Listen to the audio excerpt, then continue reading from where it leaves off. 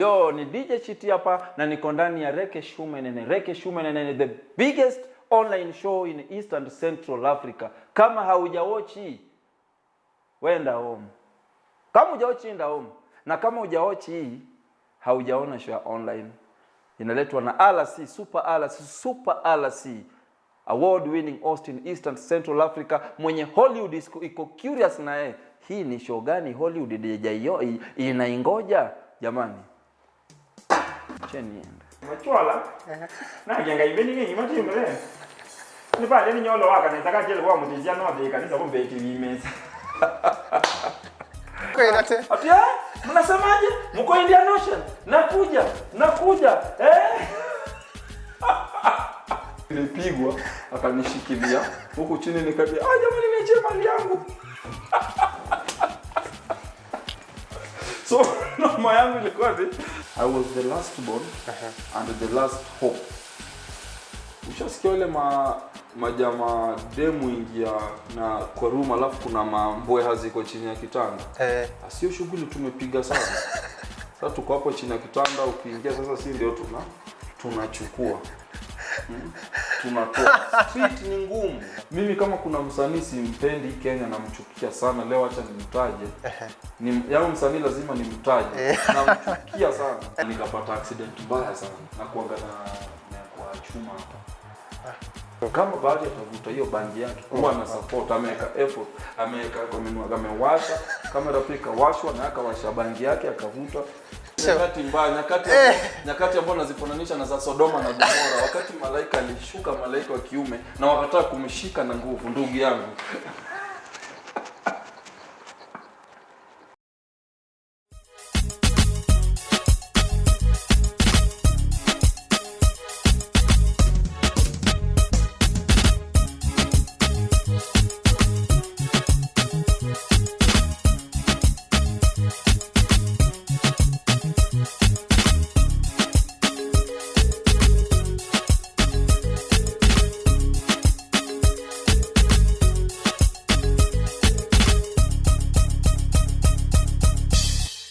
Mambo vipi kama kawaida, unajua ukiniona hapa, if it is Monday, unajua ni Reke Shumenene East African Edition. Pahali si kuletea wale wase umeitisha hapo chini kwa comment section, tunawaleta hapa, tunawajua zaidi kwa hii lugha ya Kiswahili sanifu ama kizungu pia sheng pale. Yes, kijaluo kidogo tu. Yes.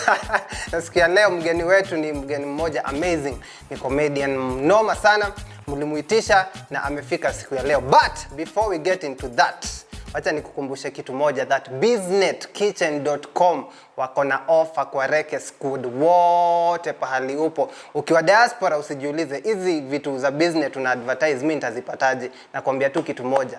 Wewe uko diaspora, wazazi si wako nyumbani, watoto si wako huku nyumbani, unaweza fanya hivi, waitishie sufuria kama hizi zenye tunapika nazo siku hizi.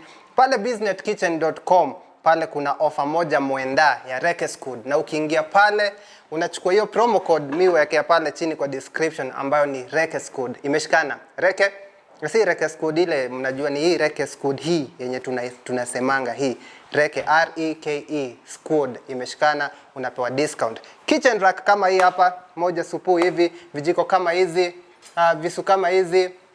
Watu wengi hatujazoea hizi visu ziko na meno, but anyway tutajua kazi yake siku moja, siku tutapata guest atatupikia kitu inatumia hiyo. Lakini siku ya leo tuko na DJ What's up with DJ Chiti? DJ Chiti. What's up with DJ Chiti? Na leo niko ndani Ayo ni DJ Chiti hapa eko lobolo mwenye kupenda riba kutuma pengo, na leo niko ndani ya the biggest online show inajulikana kama Reke Shumenene. Ongeza volume. The biggest jamani. Hii ni mbaya hii. Hii ni mbaya. Baddest. Anyway Chiti, karibu sana mtu wangu, and lazima tutoe wajua zile vitu watu ukunywa. Wanatoanga baridi. Zakina cameraman Anto. Yes, zakina cameraman Anto. Baridi inaingiangaje kwa hizo vitu? Sasa huwa nashindwa jamani. Mimi kwa maisha yangu sijai kutumia kileo chochote. Unakunya tu maji ya madafu na nini. Sijailewa, sijavuta bangi, sijavuta sigani, sijatumia chochote. Wewe unavuta tu Aerial. Mimi navuta tu Aerial. Mimi mtu niko sober sana. Yes. Karibu sana Shiti. It's been a while manze. Na watu wengi hawajui that unajua Kikuyu kwanza. Unajua Rekeshume ilianza as a Kikuyu platform. Hebu kwa ile kamera sasa, fanya hivi. Fanya kujiintroduce. Kwa Kikuyu tulikuwa na wewe pahali Maimahio siku fulani. Utafanya outro. Yes, utafanya outro. Utafanya outro. Ndio niwaeke kwa kitu inajulikana kama Mutara Tara. Suspense Mutara Tara. Yes. But in the meantime basi kwa lugha ambayo unaelewa zaidi, karibisha our viewers. The DJ Shiti hapa, aka baba yao, aka their daddy. Na leo niko ndani ya Rekeshume Nene. Show kubwa sana ya online. Ambao mimi mwenyewe naifuatilia, nashangaa naifuatilia vipi. Mimi nasikia Kikuyu, haitwi Kikuyu, inaitwa lugha ya pesa. Lugha ya pesa. Lugha ya pesa naisikia word word. Word by word. Word in word. Word after word. Hiyo ni lugha ya pesa. Ndio maana nafanya biashara nzuri sana. Mimi ni mfanya biashara mkubwa sana. Unafanya biashara kama gani? Nauza sungura, nauza. Anyway, wase wakikuja kwa hii kitchen, tunafanyanga vitu mbili. Tunakujua zaidi na unatupikia. So leo hii, before hata tuendelee, unapika nini? Kama kawa, chakula ambao napenda kabisa kwa maisha yangu. Okay. Ambao naweza ikula Monday, Tuesday, Wednesday, Thursday, Friday, Saturday. Ni omena. Sunday tu hukulangi omena. Sunday, na hata Sunday, kwa sababu Sunday pengine wageni wamekuja. Lakini hiyo Sunday nitapika wageni nipike yangu. Ni omena. Omena. Napenda omena sana. Wow, in fact kutoka hii show ianze, hakuna guest ashai kuja hapa akapika omena. Yaani omena ndio dawa yangu. Okay. Yaani hapo nimetulia. Kuongea kuhusu omena. Tilapia ni nini wewe hutaki? Nataka tu omena. Omena. Haya basi, tuanze tuingie pale. Tuliambiwa tuanzange na kunawa mikono. Sababu wanasema corona mara 3 kwa siku. Yes, corona imekuja. Na and before we continue, wewe juu ni entertainer. Corona imekuaffect ama wewe?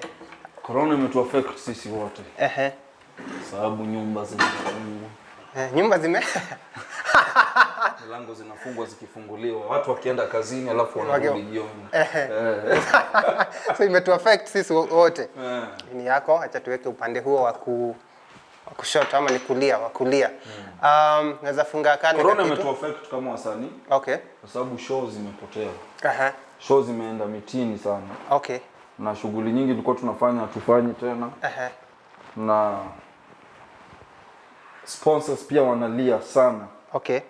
By sponsors unasema sponsors wa makampuni ama ni sponsors wa makampuni? O si sponsors hawa sponsors. Si masponyo bwana.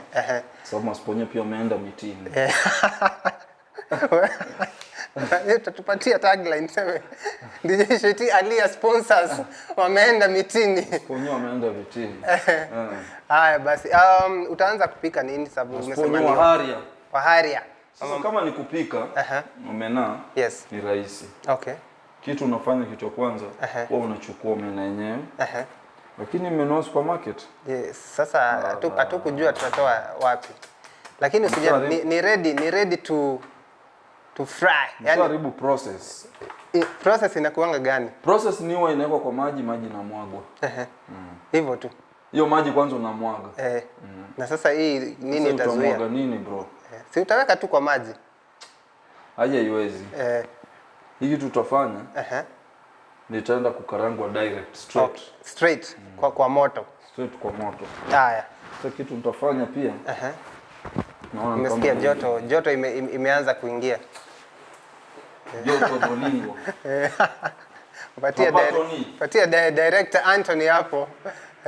Director Anthony. Yes, atakuwekea pale pembeni. Kijana wa Kitui. Tulienda na Anthony kwao Kitui. Kitui kuna Waswahili sana. Okay. Sikujua.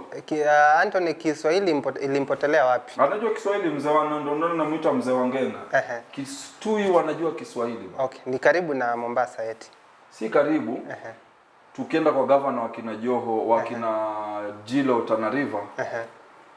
Mheshimiwa Dado alitupatia history ya Kitui, akatuambia trade. Barter trade ilikuwa inafanyika Kitui. Ndio Waarabu wakakuja pale wengi. Na ndio maana kina Mtua pale kina kina Bahati tena. Kaloki wanajua Kiswahili sana. Lakini Kiswahili tena inapotea. Okay. Inapotelewa. Wewe Anto bana, saa hizi ni saa ngapi huja? Saa hizi ni saa ngapi hujafungulia ng'ombe? Hebu nenda katoe ng'ombe kwenye mangalatani. Inachanganyishwa huko ndani. Kimbia katoe ng'ombe kwenye mangalatani. Mbona wanichelewesha Anto? Hebu nenda katoe ng'ombe kwenye mangalatani. Huyo ni director Anthony. Director Anthony. Atoe ng'ombe kwenye mangalatani. Mangalatani. Tukiendelea Shiti, kwanza si utaka ku have a brief history. Shiti ama mgeni wetu tunaongea na yeye leo ni nani? So Shiti akizaliwa hakuitwa Shiti. Ama aliitwa Shiti. Ama aliitwa nani? Aliitwa Steven Oduor Ndede. Okay. Alizaliwa sehemu moja inajulikana kama Makadara Hospital. Okay. Mombasa. Ambayo inaitwa Coast General. Na akalelewa Shimanzi. Okay. Budangu alikuwa anafanya kazi Kenya Railways. Okay.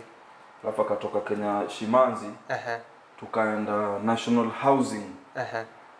Pale Changamwe. Inaitwa Kenya Oil Refinery. Inaitwaje?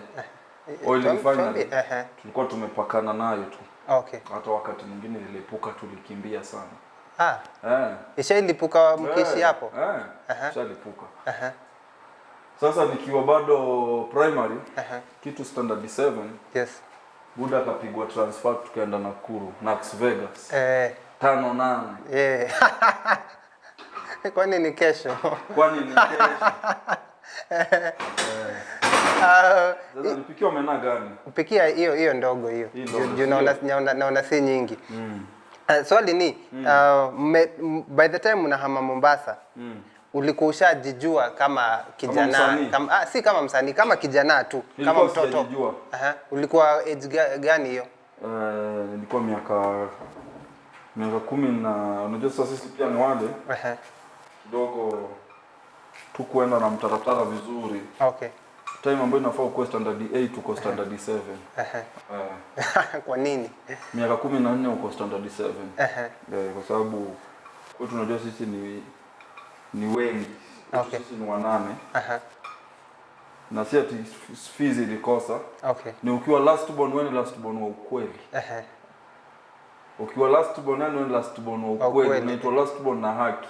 Kuna mbogi ya watu 7 mbele yako. So Shiti ni last born kwa wanaume. Okay. Hapo nafuatwa na mademu wawili ambao kwetu mimi ndo nilifurahia last born sana kwa sababu nilikaa kwa last born 5 years kabla mwingine hajazaliwa.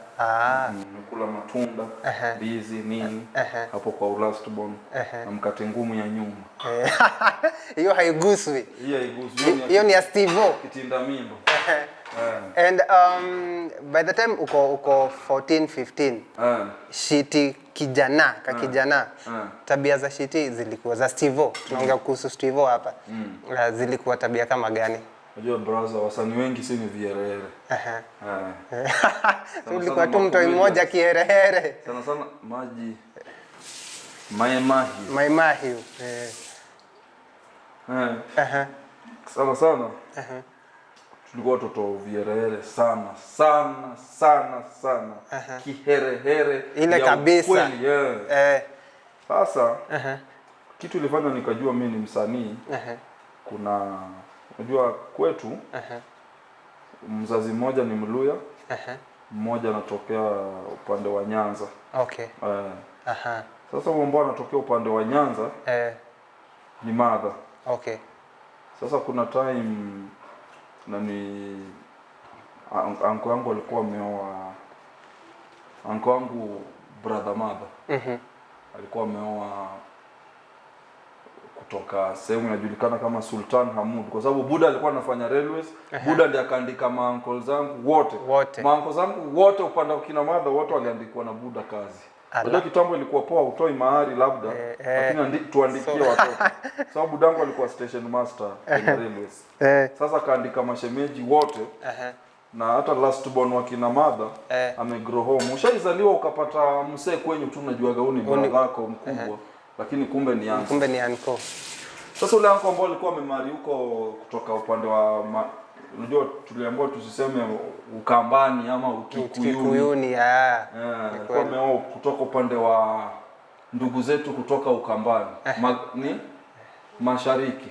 Mashariki mwa nchi. Mashariki mwa nchi, Eastern. Yes. Sasa huyu anti yangu sababu mimi naongea lugha nyingi. Sasa naweza ongea lugha zote, nimegrow kwa mazingira tofauti. Okay. Kimijikenda ile naongea zote. Labda ambao sijui ni Kichonyi na Kikauma ndio inanilemea. Lakini Kigiriama, Kidigo, Kirabai, hizo zote naongea. Zote. Ukikuja huku juu unajua Buda kutembea hizi sehemu ndo kutupeleka. Hizi sehemu ndo tulikuwa tunajua. Ikuja Kitaita, Kitaveta, Kisagala, Kiriangulu, hizi zote pia naongea. Zingine hata nazisikia leo. Kikuyu, Kikamba, sasa hiyo ni yani sasa Kikuyu sasa hapo ni ndio umechafua zaidi. Sasa hapo ni mteremko. Yani ukinisengenya na Kikuyu mimi nakuangalia na cheka tu. Na sitakwambia hata najua. Nitakujibu tu na Kikuyu. Yani sasa hapo ni home. Sasa huyu anti yangu kuolewa hiyo time bado sisi ni wadogo, tujui mambo ya ukabila ni nini, tujui ni kabila gani. Lakini maanti zangu wengine wakiongea kama ni upande wa mothers wakiongea Kijaluo, nasikia wanaongea Kijaluo yao vizuri. But huyu anti yangu Kijaluo yake kidogo imepiga kona. Ina sauti fulani. Sasa ikulimited.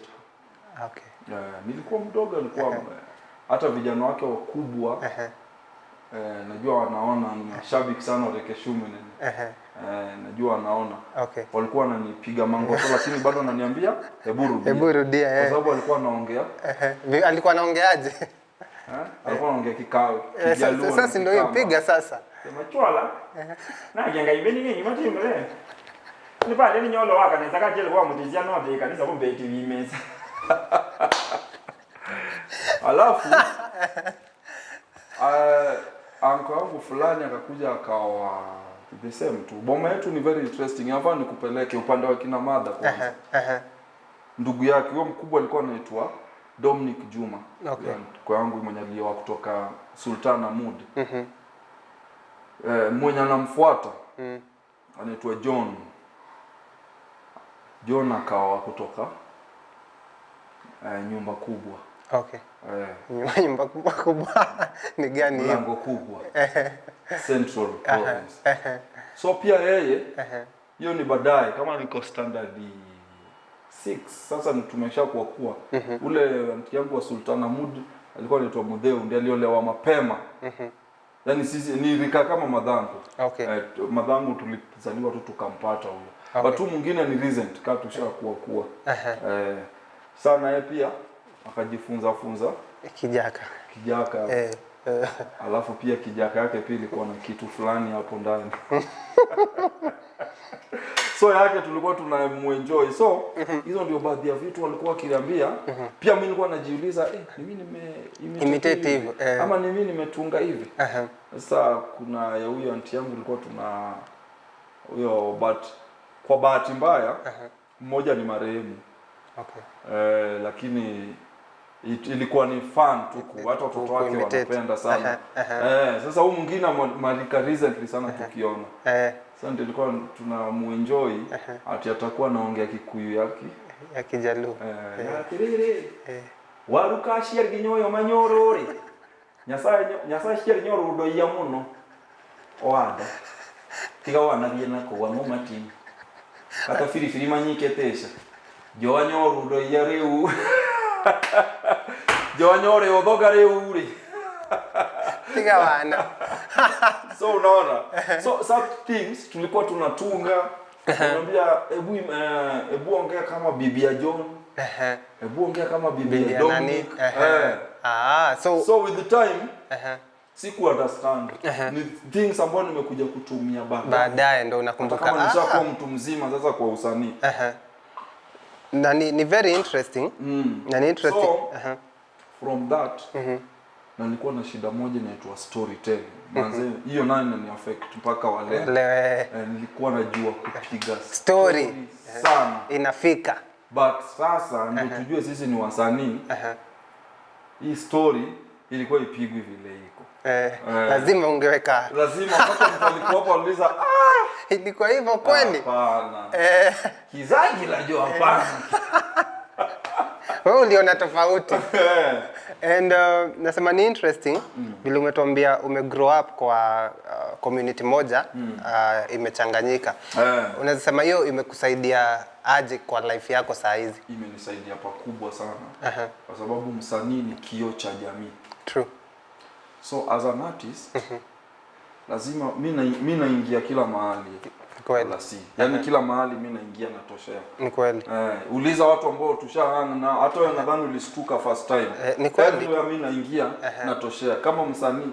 Lugha ambayo niko saizi najifunza na najua nitashika ni lugha mbili. Okay, gani? Kiembu na Kimbere. Nilisikia ni kama lakini Kiembu akiongea ama Kimeru, Kimeru, Kiembu na Kimbere kuna words huwa nasikia kwa sababu nasikia Kikuyu nini zinakaribiana. So mimi ni Mluya, mother ni Mjaka.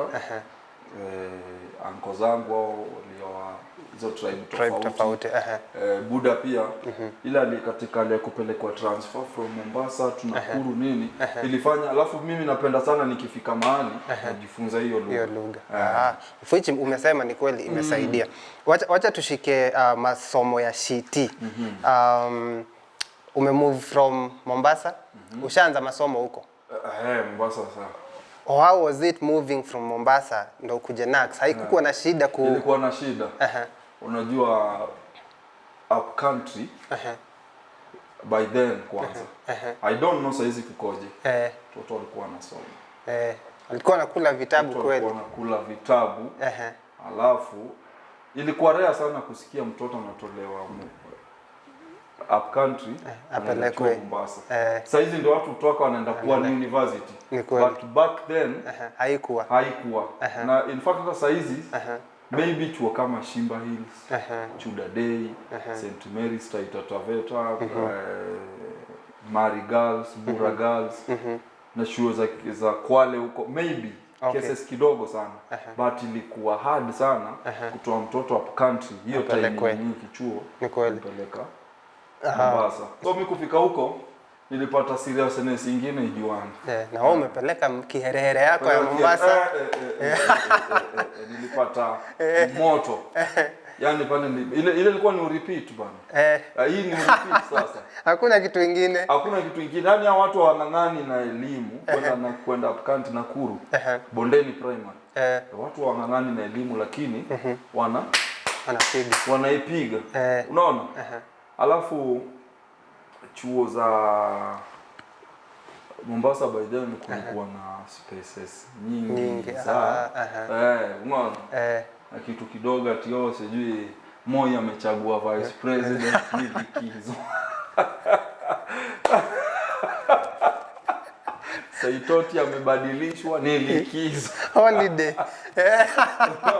Kalonzo amechaguliwa Minister for Education ni holiday. Nendeni nyumbani. But sasa up country ukuzi kama huo hakuna. Ilikuwa hakuna. Okay. Pale ilikuwa ni holiday unaiona. Hata holiday yenyewe bado kuna class 7 na 8 hakuna holiday. Okay. Wow. Unaona? So hiyo ndio naweza sema ilikuwa ni tofauti. Challenge. So uzuri town ambayo imenishape ni Nakuru. Mbona unasema hivyo? Ni nini ilifanyika? Kwa sababu nimejijua Nakuru. Okay. Nimekuwa mtu mzima Nakuru. Okay. Sasa Nakuru ndio imenishape nikajijua mpaka saa hizi. Okay. Before tuingie kuwa mtu mzima, si utaka tu stories toa utotoni. Labda ni lini ushaitandikwa na wazazi? Ukaona watakuua. Sasa Buda alikuwa apigi. Buda alikuwa kawaida, mabuda hawapigangi sana. Buda alikuwa in fact budangu hajaini chapa. Unajua mother alikuwa primary teacher. Hapo lazima. Na alikuwa mtiaji. Proper. Mtiaji. Yaani mimi ile mother ile ati baba. To be sincere, mimi sijaitwa baba na mother. Baba sijui nini. Madhangu ilikuwa ni anakuita na sauti mbili. Kuna Steve. Hiyo kuna maneno. Na Steve. Nilifanya nini? Kwa sababu skari nao tulikuwa tunalamba. Lakini nini ilikuwa inatufanya by the way? Unajipata unapigwa na bado utarudia tu. Alafu pia walikuwa wanatutega. Ikishakuwa na container hivi. Na akaenda zake. Alafu kijiko inakuwa hapa kando hivi. Temptation ni pap. Unaweka kwa mdomo. So mother ndiye alikuwa anachapa. Sasa mother kuna time wazee kwa wiki. Unajua wiki ingeisha kama hujachapwa mara 2 mara 3. Lazima. Yaani ni sheria. Mara 2 mara 3. So kuna siku nilichapwa. Hiyo ni Mombasa. Hiyo siku nilikuwa naiba do by the way. Mother alikuwa unajua mother aliwacha nini mapema kwa sababu alianzaga biashara kubwa ya samaki. So aliachanga mapema sana. Mapema nadhani kwa bro wangu wale wengine ndo alimuona. Aliwacha mapema. So akafungua biashara bigi sana ya samaki. Hakuna mfanyabiashara ashaikuwa mkubwa samaki Mombasa. Nadhani kama yeye. Kwa historia kuuza samaki hakuna.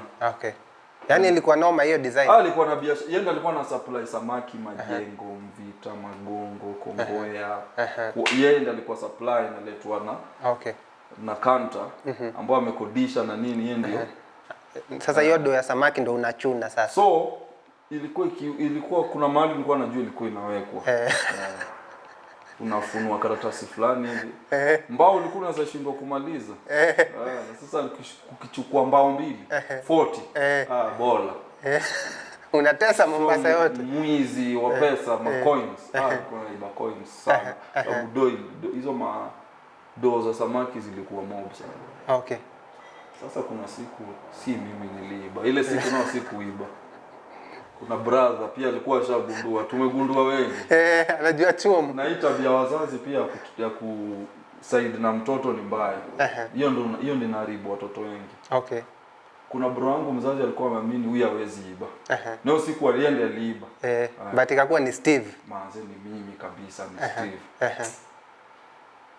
Bana nilichapwa, niliingia tu hivi. Unajua mother kitu alikuwa anafanya, nilikuwa ukishaingia sana sana alikuwa anakutuma kitu kwa nyumba. Nisaidie kitu fulani. Ukitumwa hivyo kuwa rada. So hapa ndo change hapa kwa meza. Ukichomoke.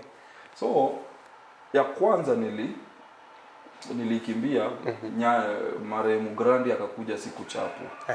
Unajua nyanya alikuja hakuna kuchapwa, hakuna nini, mna misbehave, mnavunja vitu. So ya kwanza nilikimbia. Nyanya akakuja jioni yake. Unajua ulikuwa unatoroka ni kama jioni haitafika. Unaenda unacheza. Ndio anaanza kuingia. Unarudi. Wakina moyo ndio sasa wanalia. Unarudi. So siku ya pili sasa yenye nimeiba do. Bana ndio hiyo sikuiba do. Ndio nimeanza kuchapwa. Unashangaa nachapiwa nini? Nachapiwa nini? So hii siku ilikuwa do pia niliponea. Hii siku ilikuwa sinema. Unakumbuka sinema? Zile za mtaani. Zile za mtaani. Nazijua. Sinema imekuja imewekwa. Ilikuwa inakuja every 30th mwisho wa mwezi. Bwana sinema imekuja imewekwa. Tunaenda kuona sinema Jean-Claude Van Damme. Ila nabuza ngao. Enzi zake. Paka hivi alafu inaitwaje hiyo movie? Inaitwa Bloodsport. Atatuambia Bloodsport. Nikaiwatch. Unajua sinema kukuja stima ilipotea. Tukatoka mpaka na mabro wakubwa. Nikasema basi leo kama ni kuchapwa watu wachapwe wote. Bana kumbe immediately mimi kutoka stima ilirudi. Sasa kurudi, unajua watu walikuwa wanarudi rende. Kutoka kwa sinema. Sinema juu imeisha. So anakata, kuona bana niko peke yangu. Nikafika kwanza nikaita bro wangu mwenye nafuata. Nikamwambia movie ni mbaya bana, Van Damme anapiga. Anapiga. Kumbe mother anasikia story. Mother kutoka nikageuza story nikasema Yesu ameteswa. Ametesa Yesu. Msalabani wanadunga huku wanadunga huku. Atindikwe. Jo mtoto ana akili ndogo atindikwe ni movie ya Yesu sasa. Kanisa hautaulizwa. Bana kumbe wala alikuwa anafanya nini? Anasikiza. So, kwa wazazi pia ilikuwa sijui nini ilikuwa inafanya wazazi shwali. Hata sifu ulikuwa wapi? Alikuwa kina Ronald kuchukua Hello Children yangu. Na kumbe Ronald pia alikuwa wapi kukutafuta. Ndio kwa bafu oge. So ukishaingia kwa bafu. Ukishatoa nguo hivi. Atikuja hapa. Atacha nivae nguo achana nguo chafu. Kumbe unataka kuchapua uchi. Wazazi walikuwa masadist wengine sijawahi hiyo. Juu pia hawezi toroka uchi. Hawezi hapa uchi. Kuitwa watu wanafanya homework lakini unapitishwa hapo mbele yao. Sasa hiyo siku nilimuenjoy bana tena naongea na mbingu la 7. Sasa ni talafu mnasemaje? Unacha kujifanya.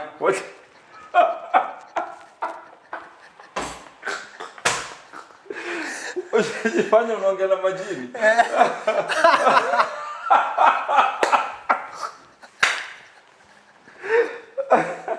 Sasa mimi na bado kiboko inate. Ati mnasemaje? Mko Indian Ocean? Nakuja.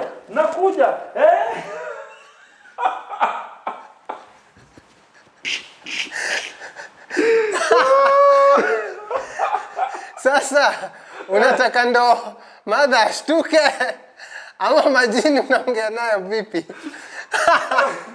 Mzee Omari, mko wapi? Indian Ocean. Nakuja. Mnataka damu?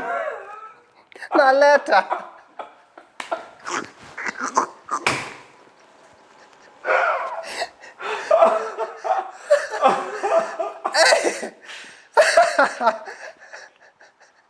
Madha anashanganiaje?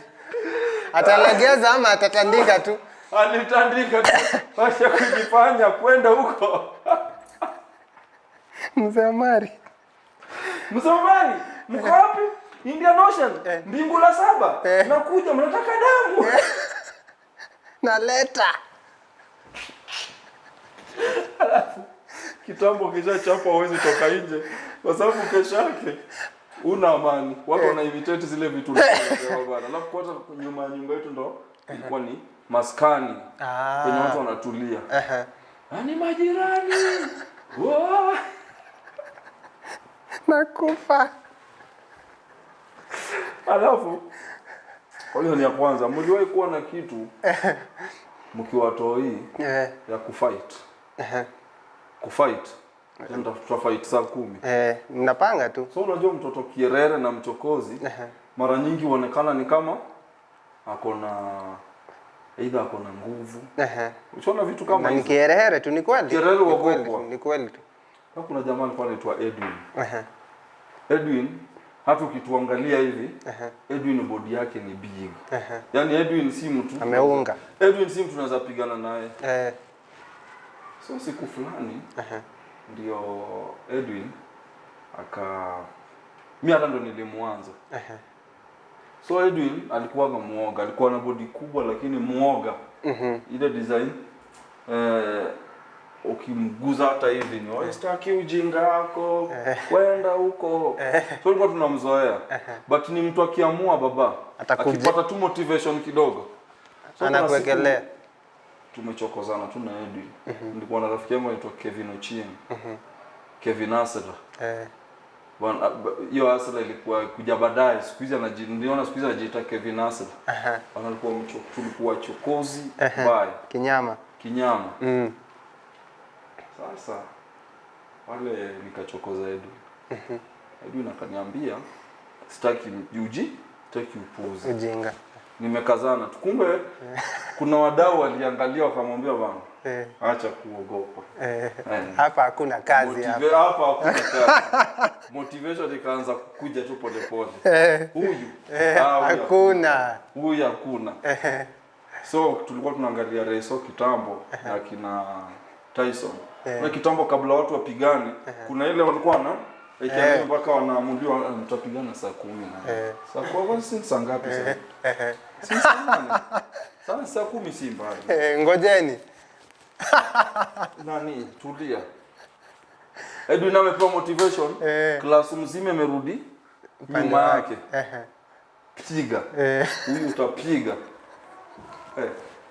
Alikuwa anaitwa Edwin Gishui. Ndio amekuja ametoka Ocha. Tukapewa chocha kabisa. Akachocheka. Sasa ni saa 10. Ndio hii fight inaanza kuanza. So unajua kitambo kulikuwa na sijui chora line pita hapa. Chora pita hapa. Anapita. Pia mimi mchore ni ruke. Pia ule anaruka. Mje pale kwa kupigana mpaka mkachoka. Mkawaacha hapo. Tuacheni sasa wawili tuwaone. Wacheni tu hapo wawili. So kuna mwingine mnapeleka. Peleka wengine waenda wapigane wawili.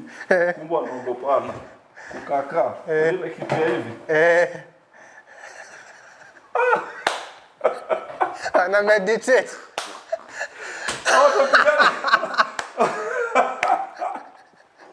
Sasa Edwin ile motisha alikuwa amepewa hakungoja hizo vitu. Asijui chora sijui nini.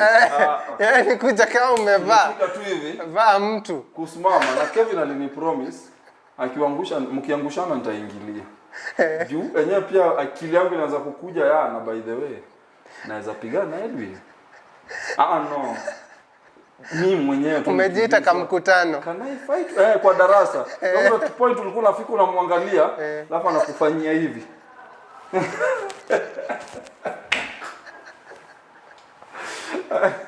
Acha time imefika. Umezoea. Wewe utachezea mwingine. Pia unamwambia nini? Alafu sasa ilifika time ile masaa zimeendaenda. Akanifanyia hivi. Sasa naweza pigana hivi. Jamani, tuongee tu kweli. Can I fight with Edwin? Ikitokea sio ndio hivi hata sasa. Fight, sasa piganeni. Sasa pigana na ule jamaa kweli. Kevin akamwambia usijali. Ikiwa noma nakuja. Naama akuangusha muume. Tukafika. Sasa ni ile kuamua. Sasa ikafika tumefika kwa grao. Rende yake ishamsimamisha hivi. Niko kuja hivi.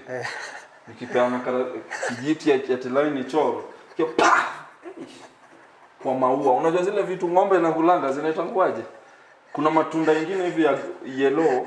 Ilikuwa inaitwaje? Ilikuwa kali. Ilikuwa ambapo sijui kuingia kwa macho. Ile nini? Kwa Kikuyu tunaitanga dongu. Dongu Basi if I'm not wrong. Sasa ni pale ni dongu. Mtu kwa hii maua nikajiuliza, mtoke kweli sasa taniua huyu. Jamani.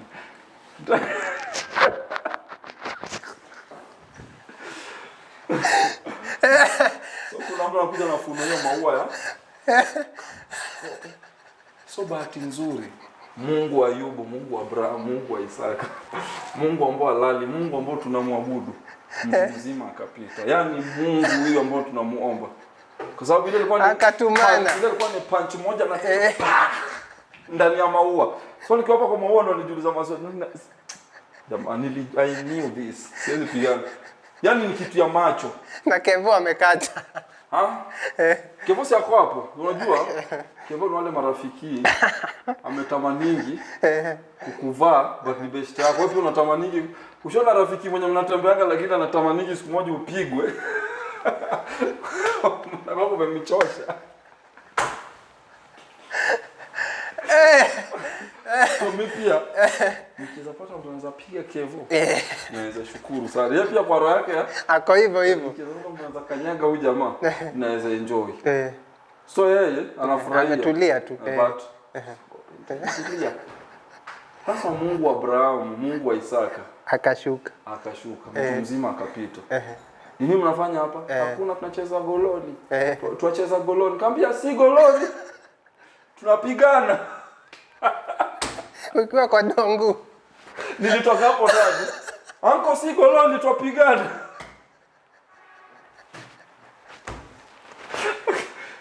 hebu tokeeni hapa. Tokeeni hapa. Sasa kuna mtu tunaweza enda place nyingine. Hawakuniona. So kesho yake unakujaga shule mapema. Wewe sana design umekuja leo tunapata story yako ilishapigwa vizuri. Ni star. Umesha hit shule mzima. Sasa siku wewe nikachelewa kidogo. So bado niko kwa gate. Kitu naniwasha ni kuna stories zinapigwa pale kwa sababu ulikuwa unafika unapata versions nyingi mpaka imefika kwa hiyo stream nyingine. Watu wanasema ati nilipata story yenye ilitungwa ati nilipigwa akanishikilia huku chini nikambia jamani niachie mali yangu. So mama yangu ilikuwa ni acha niruke pesa lakini nisitukie story. Ushatukua story? Hii hata kama defense na ruga lakini story situngwe huko. Nilipata versions nyingi. Sasa nimefika hivi nasikia tu jamani achie mali yangu. Jamani.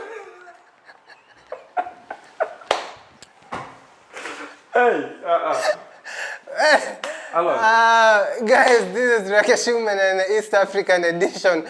Naitwa Alasi na siku ya leo zinatoka. Rekeshumen and I always tell you guys means wacha zitoke na wenyewe ama from the horse's mouth. And today the horse is none other than DJ Shiti. Shiti. Yo. Tuendelee mbele. Nataka kujuaje? Story yako ya mali yako ni interesting sana.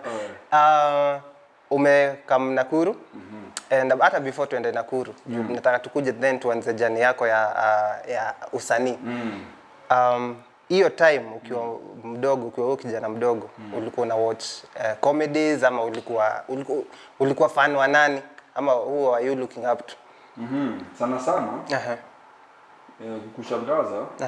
Nilikuwa unajua sasa out of Nairobi unlike wale wamezaliwa Nairobi, Nairobians ama karibu na Nairobians. Walikuwa na access kwa other TV stations. True.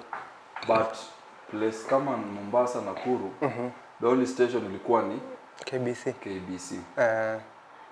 Sasa kulikuwa na comedy shows zile zilikuwa by then. Nilikuwa na feel vitu nyingi zilikuwa zina lack nikiwatch. Unaona? Si ati walikuwa wanafanya kazi mbaya. Lakini nilikuwa na feel tu hii na lack of which baadaye nilikuja kuunderstand shida ilikuwa ya wasanii. Shida ilikuwa ya management ya kama KBC. Kulikuwa na watu labda waelewi ya wasanii. Unajua with our time size tumefunguka. Yaani vitu zimefunguka. That artist hafai kusumbua watu. Saa hii ati nipe platform nipe ina. Ni kweli. Artist saa hii anaweza jijenga. Do you know that? Ni kweli. Kwa kuambia tu watu wa subscribe channel yako na kufanyia watu kitu fit. Ni kweli. Platforms ziko. But ile time siwezi kuambia ati watu walikuwa role model wangu sana. Kwa sababu mimi napenda comedy sana. Ni watu fulani ambao walikuwa wapati airplay. Vile. Kulikuwa na show kama Kinyonga. Nakumbuka. Kulikuwa na show kama for example kina Zoa. Maliwaza wa Nyundo. Nyundo. But walikuwa pewi space ya kujifungua. I could feel that kuna limitations. Suppose. So tulikuwa tunabaki hanging sana. Nadhani una relate. Na relate. Kulikuwa na kipindi ilikuwa inaitwa Penzi Hatari. Ilikuwa noma sana. Kulikuwa macharacters hapo ulikuwa unaona huyu angepewa hapa na hapa. Angedumo. Okay. Unaona? So nilikuwa napenda comedy lakini nilikuwa si wai sana. So watu walikuwa role model wangu sana. Walikuwa watu fulani hapo tu mtaani. Kuna watu fulani hapo mtaani walikuwa wanafanya vitu. So nilikuwa napenda sana kuchill na mtu anapiga story. Ushaona hawa character wenye si comedian lakini ako na funny stories. Ni kweli. Wako mtaani kwa base. Hata kama si kwa base. Kuna jamaa alikuwa anaitwa Alois, rafiki ya my big brother. Alois alikuwa na interesting stories. So mara nyingi watu ndio nasikiza sana because nisikudanganye hakukuwa na access ya sisi kupata kuona comedy vizuri. Ni kweli. Unaona? Sasa vitu tulikuwa tunasikia sana ni na story tu za around. Because mimi napenda story sana. Ni kweli. Sana. So watu walikuwa wanatupigia ma story na nini na for the longest time si mimi tu but watu wengi sana saa hii wako satisfied na vitu zinaendelea because space iko mbali na space hata audience wako saa hii unaweza search kitu unataka na watch mpaka utosheke. Ni kweli. Unaweza search hii na watch yote mpaka utosheke. Ni kweli. Unlike kitambo unangoja saa fulani tulikuwa tunawachua kwa na hamu sana. Kuna hata kuna zile music tulikuwa tunapenda. Unapenda hii music kabisa. Lakini huwezi ipata. Ni kweli. The only time unaweza isikia ni kwa channel O. Ni kweli. BBC English Service. Ama kuna siku kuna ngoma ilitokanga ile kitambo. Ilikuwa inaitwa Walking Away. I'm walking away. Unapenda, yani nilikuwa napenda tu hiyo wimbo, but kuisikia ndio ngumu sasa Unasikia tena ngapi. So kuna siku nimesimama kwa dirisha fulani tu kwa sababu ilikuwa inaimba. Nikaisikiza. Ikasema ndatoa wapi hii wimbo? Hii wimbo inaitwaje? Hata tulikuwa tunaimba vitu zetu. Leo kuna wimbo nyingi tulikuwa tujui ni nini naimba. So kwa comedy na acting kina nani alikuwa ananiactia poa sana na lazima nitafanya naye kitu. Zoa alikuwa ananiactia poa sana. Alikuwa ni actor wakiwa na Maliwaza. Hiyo couple yao yeye na Maliwaza. Mwala, not Mwala nani Likobe. Zoa, Maliwaza, Likobe. Alafu sasa baadaye wakati CD zilianza kutoka hiyo ma 2000 my favorite alikuja kwa jamaa anaitwa Abdi Galgalo. Abdi Galgalo alikuwa ananijengea siku sana mpaka wa leo. Kuna Abdi, kulikuwa na alikuwa anaitwaje Baba Zero. Baba Zero. Hiyo jeshi yote I think ni KBC sana. KBC. But ni watu ungewa sport kwa sababu ile kazi walikuwa wanafanya. Na sana wase wengi wa industry ama wa hii entertainment industry wanaanzanga na passion ya muziki. Wewe huku wahi anza zile za nitapiga nitakupiga. Muziki nilipenda tu lakini sijawahi. Haujawahi kuwa na hiyo interest. Mimi si mwanamuziki, nilijijua. Okay. Ulijua comedy, wewe ulijua zone yako mapema. Script nyingi nafanya niliandika kitambo nikiwa mdogo hata. Okay. Sasa ndio nazifanya, nimepata platform naweza zifanya. Okay. Lakini hizi script niliandika kitambo because script zangu ziko based on a true story. Si ati ni ukiwatch script zangu ziko based on a true story kabisa. Okay. Kama kuna pia mzee ambaye alinibamba sana for long, mzee Ojuang Atari. Noma. Na Mama Kayai. Noma. Hiyo couple pia iliweza sana. Hiyo couple Ojuang na Mama Kayai, hiyo couple ilikuwa noma sana. Baadaye tutatafuta Mama Kayai. Tumlete hapa. Mama Kayai Atari na Maliwaza. Msikose Maliwaza na karakta nyingine nilikuwa nasema siku nitaingia kwa industry, Mungu akinijalia. Naweza taka anifanyie kitu. Na Mama na kina Kabo. Kabu. And Kabu Jesus. Ni Kabu. Tutoke hapo.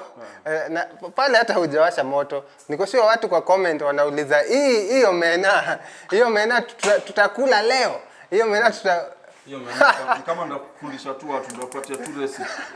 Wekelea pale, lazima tukule hiyo mena tuone vile. Unajua mena shida ni already ishapikwa vilikuwa na hiyo. So ni kuwekelea tu ipate moto. Yaani waspendi nichomee. Ni kama mayai. Mayai utapata kuna mtu ataweka supu wakati mayai ile nyanya ndio kwanza unawekelea mayai inakuwa ni kama chapati unaitoa, unarudi unaweka nyanya, unaweka ile chapati. Sasa ile maji ya ile nyanya ndio unafinya ile maji ya ile nyanya ndio inakuwa ni supu. Ni supu. Hiyo vitu anatoa hata juu. Hiyo upishi. Hiyo upishi yako ya nyanya na mayai tumeisikia leo. Swali nataka kuuliza ni watu kuja hapa wanasema vile labda yeye amepitia shida sana utotoni wake. But wewe story yako tunaiona ni somehow different. Sababu unatuambia Buda alikuwa kazi, Madhe alikuwa fiti. Ilikuwa ni middle class tu. Okay. Ni hardship gani ya utotoni yenye unaweza sema ushaipitia? Ya utotoni? Ya utotoni? Kwa kweli kama mi hardship nimekuja kuona baadaye kwa sababu nimekwambia sisi tuko wanane. Na by the time nimekuwa dozi zilikuwa zimepungua. By the time mimi naenda form 1 kwa sababu mimi nimesomeshwa na pastor mmoja anajulikana kama Mark Karaoke. Okay. Unajua Mark Karaoke? Yule mmoja wa Deliverance Church. Allah. Ndio pastor ambao. Sasa unaona uko na wazazi walikuwa wanafanya kazi. Watu wakujipanga bado unasomeshwa na church. Okay. Unaona? Lakini wakujipanga ati alikuwa mlevi. Buda aliwacha aliokoka 93. Buda aliacha pombe kitambo. Okay. Mother hiyo ndio time waliokoka. But maisha ni wakuta off guard. Okay. Life ina change. Vile corona imekuta watu off guard saa hizi. Maisha ina change. Unakuta alafu Buda alikuwa anafanya radio. Na radio ilitesa wazee. True. Wazee wote. Budangu na mama ya Mawanyama walikuwa wanafanya job pamoja. Okay. Kenya Railways. Tena washaifanya mpaka anamjua. Siku Wanyama akikuja hapa, umuulize swali atakuambia. Sasa growing up, sasa kama niliwahi kila kitu, lakini niliwahi vitu zinahitajika at least. Vitu zile mtoto anaweza pata vitu 2 3 silipasia umoja. Savco jeans. Savco jeans. Tokyo. Unaona? Sasa mimi naomba nimekuja kutokea na Buda walilikuwa vibaya. Okay. Railway ilikuwa inatesa wazee vibaya sana that mtu angejipanga. Railway walikuwa nakaishwa hata miezi 6 ndio wanalipwa. Kuna watoto na nini advantage walikuwa wanachukua ni ulipi nyumba ni ya idara. Ni kweli. Sasa after retire. After Buda ameretire, wakupewa doa wote retire. Walilipwa doa retire kama mshahara. Unaona? Ni kweli. Walilipwa doa mshahara retire kama mshahara. Shikanga iwe ndangi. Nimeblanda. Ulikuwa uweke nini? Lakini sawa, hii ishachomwa, haina shida, iko sawa. Iko sawa. Usipaniki. So walilipwa hiyo 10. Akaenda pako wapi? Nakuru. I was the last born and the last hope. Kwa familia. Hii ishachomwa, usijali. Sawa. Zima tukule story. I was the last born and the last hope. Kwa watoto watano, ikiruka kwa huyu, si tumechelewa. Shamba yetu ya Ocha, huko ilichukua. Kwa sababu ya maneno mingi, huko ikachukua shamba. So Buda na Mother wako Nakuru. Buda na Mother wako Nax. Ndio nimekwambia before nifike hapo kwa Buda na Mother kuwa Nax, mama nilikuja kuanza kuona after class 8 tukienda form 1. So do imeanza kupungua. Si kupungua, unajua kuna hiyo flow. Hakuna flow. Hiyo kuanga tu sisi kwa middle class sasa hakuna kabisa. So church na Pastor Mark Karaoke hapo ndio come through. Ile tukienda high school na nini. Mpaka somewhere tena after hapo sasa sister yangu Mbigi akachipini. Nitwa Lucy. Lakini unapata ikafika point ushamaliza chuo sasa jitafuti. Sasa unapiga mjengo. Jumia hakuna job sijafanya heavy.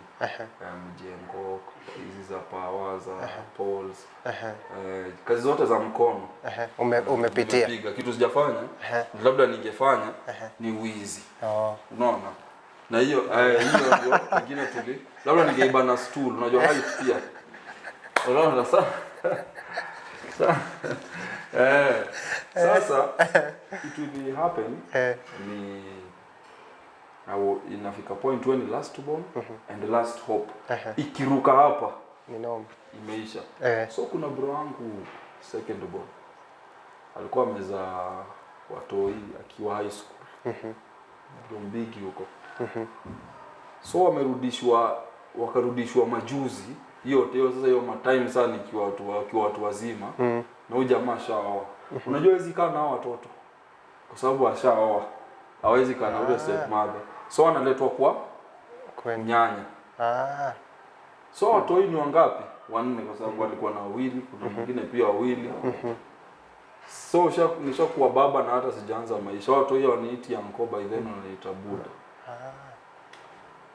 So mother alikuwa anachujwa from me plot. Juu ya rent. Na sasa tunafanya usanii Nakuru hailipi. Tena players theater hailipi. Hakuna kitu. So mother anachujwa hii plot, anaenda plot nyingine. Huyu landlady anaambia huyu mwingine chini ya maji, usimweke huyu alikuwa halipi. Nika end up mother sasa ako chini sehemu fulani. Na nikaangalia nikasema na niko na masizi wawili by then. Bado tunakaa mtaa anasoma. Alasi nikaangalia nikasema hii sasa acha nikaifanyia Kanairo. Ndio nikajitoa nikakuja Kanairo. Umeingia Kanairo? Umekuja kwa watu wenu ama wewe umekuja Kanairo unajua nani? Kanairo kuna brother mmoja anaitwa Lawrence Masharia. Terence. Creative. Mtu wa nguvu sana ule. Na Fred Omondi. But sana Terence, kwa Terence ndio alihook nao. Okay. Sasa Terence wamekuja kufanya showplace inaitwa Courtyard Nakuru. Vile nilisikia tu habari wanakuja hapo, mimi nikaenda nikaomba chance hapo Courtyard day earlier. Kabeja makoti education naweza perform. Nikaenda pale nikawa meet. Mazee mimi ni msanii na kwa industry yetu ya comedy sijui kama siku hizi imechange kwa newcomers, lakini hakuna industry iko na peace and love kama comedy. Watu wanapendana. Comedians wanapendana sana. Hata mwenye ujui mtaongea. Mimi niko na contact za comedians wenye sijui, lakini watu naongea wananiambia mimi ni comedian na wapatia motisha na nini. Because I was there, najua kila mtu anaweza penda. Good things are not meant for particular people. It's meant for everyone. Ni kweli. So nikakutana na Terence pale, nikamwambia mimi ni msanii. Wewe ni msanii? Hapa Nakuru. Unaitwa nani? Magazine. Unajiita Magazine. Hapo so mwanzo naweza kujaje naye. Si nikuchukue namba yangu. Terence aliniambia hivyo. Uchukue namba. Hata Terence pia ati mambo yake ilikuwa safi. Alikuwa na top moja ya polo alipiga nayo show. Mwaka mzima. Hadi farasi imeisha. In fact nilipata baada hajaacha sigara. Sasa sigara ilikuwa imechoma kichwa ya farasi. So Terence mkupatia contact. Kupatia contact. Yes. Hata usiku by the hapo siku Courtyard siku perform poa hata. Siku gani nilikuwa na exactly nimepewa namba. Na tulikuwa pia na Erico Mondi. Erico Mondi, you are amazing. You are an amazing superstar. Walikupokea. Kama kuna mtu amenifunza ku respect watu mwenye nililearn kwake ni Legram Super Erico. Yes. Watu ingilia Erico sometimes but wanafaa kujua the real Erico. Erico Mondi. So ni vile hawamjui. Erico Mondi ndio the only msanii. Acha nikutajie Erico Mondi. Bien Sauti Sol. Daddy Owen na Nameless. Yes. Ndio watu utawameet first time. When ni underground artist, ufeel ni kama wewe ni star. Vile wanakupokea ni wa humble sana. So Erico tukakutana akaniambia, wewe nani? Ulinipigia? Nakumbuka ulinipigia. Take it. Kajiuliza, anajua kitu namwambia. Ndio namba yangu, tika namba yangu. Akanipatia namba. Hata sikumpigia, hata nisema simpigii. Akanipatia namba. Na akaambia majamaa, uboy msanii. Uboy manze mchukue namba yake. Hivyo. Nikajiuliza huyu jamani hapo hivi. Nikasema one day God ukiniweka kwa hiyo position, manze nda treat watu hivi because nilifurahi. Umetreatiwa. Poa sana Eriko alini treat design nyingine fiti. Poa manze. Take. Undunge. Nikasema hata sitapigia Eriko. Nitapigia Macharia. Terence. Yes. So after 1 week naona show mpya imeanza inaitwa Crazy Comedy, nikapigia Terence. Ati ni nani? Magazine. Terence is a very humble guy by the way. Humble sana. Vipi? Nakumbuka. Kuja Nairobi tarehe fulani. Kuja naye Kenya National Theatre sana. Juu nilikujifika late. Kwa sababu tulikuwa tunazunguka na Buda tukitafuta Ferrari. Haukuwa hata na fare ya kufika na kufika Kanairo. So kuna chama fulani liko ya the people hapo Nakuru. Buda pengine Buda si wa hiyo chama lakini kwanza hapo juu unajua shida pia. Akapigwa saa 4. Nikamwachia Kanambia na ukifika kwa sababu fare ni 300. Ukifika utarudiaje? Utaenda wapi? Utarudiaje? Ambu sijali, mimi ni muuni. Mimi ni mwanaume. Acha niende hivyo. Wow. Ukafika. Usijali vile nitarudi wewe usijali. Kwa sababu nilikuwa naangalia naona Buda nimezaa saa hizi. Na sina time ya kuanza kuzushia Buda. Ni kweli. Ati mli waste time. Jipiganie kijana, ukishakuwa ni kijana. Fight. Ni kweli. Nikamwambia usijali. Wewe vile ushanitafutie 300. Wewe wachana mimi sasa. Baki na 100 yako. Hiyo 100 kwanza enda nao mtaa. Tukachukua gari hapo za Molo Line. Nairobi nikashuka. Akaniambia unaenda wapi? Nikamwambia hapo Kenya National Theatre. Makanga hata ajui iko wapi? Nikamwambia iko karibu na KBC. Hata wingi town acha tukuweke. So akaniweka hapo UN. Nikakatia UN ndani. Ukaruka. Nimeruka. Bana kufika audition zimeisha. Ni saa 10. Umefika late. Nimefika late. So nikapatana na bingwa fulani, nikajiuliza saa hizi naenda wapi? Nikapigia madha. Nimefika lakini audition zimeisha. Atienda hapo station. Unajua sisi ni watu wa railway. Enda hapo station uende ukae. Nikaenda railway station nikapata jamaa mwingine. Wa home huko. Anambia bro, nimefika late. Nikajifanya jaribu kuiput professional ndio sione nimekora nimefika late but by time fulani nitakuwa na imagine jamaa akakubali kunihost hiyo siku kwake. Mtu hamjuani? Mtu tujuani anasukuma hizi trolley pale tao. Wow. Mtu tujuani. Nikadozi kwake. Hatumekuja kufanya nini sasa sitaki kumwambia nimekuja usanii vile usanii yetu wa imepuuzwa ni kweli. Kama nimekuja job fulani but kesho mimi narudi. Akaambia wife wake apike nyama. Kadishi. Akarudi akaniweka asubuhi yake. Akaniamsha akakuja akaniweka hapo National Theatre. Somewhere tu hapo chini. Kwenye set hapo na mimi nikaingia National Theatre tena. Kubahatisha tu juu ama zilikuwa zinaendelea bado. Unaenda tu. So kuna poet fulani anaitwa Teardrops. Yes. Kaniambia ni aje. Siko Nairobi kwa sababu Teardrops tumegrow nayo Nax. Nikaenda kwa majamaa fulani walikuwa na side za nini. So hiyo siku Kenya National Theatre haujapata mtu? Sijapata mtu. Second day pia watu wako tu lakini na kupigi Terence umwambie sitaki kumsumbua naweza ninyima ile chance. So sitaki kumsumbua ile chance inaweza enda. Umeget? Nimekupata. Naweza mwambia Terence nani? Unisumbua huyu. Unisumbua So nikaona kuna namna nilikuwa na kasimu fulani hapo Mchina. Nikauza hapo chini ili nipate fare kufanya nini? Kurudi Nax. Nikarudi Nax. Now he who surrenders will live to fight. Nikasurrender nikarudi Nax. Ni kweli. Nikakuja day 2. Mapema sasa. Tafuta sasa pesa mapema ni kuange nayo. Umejiseti. Siku ya kunini ikifika ni kuchomoka tu. Nikachomoka nikakuja nikapiga show. Fiti. Watu wanakuru wakaniona kwa TV. Ilikuwa ngori. So after kumada nika back tena Kanairo.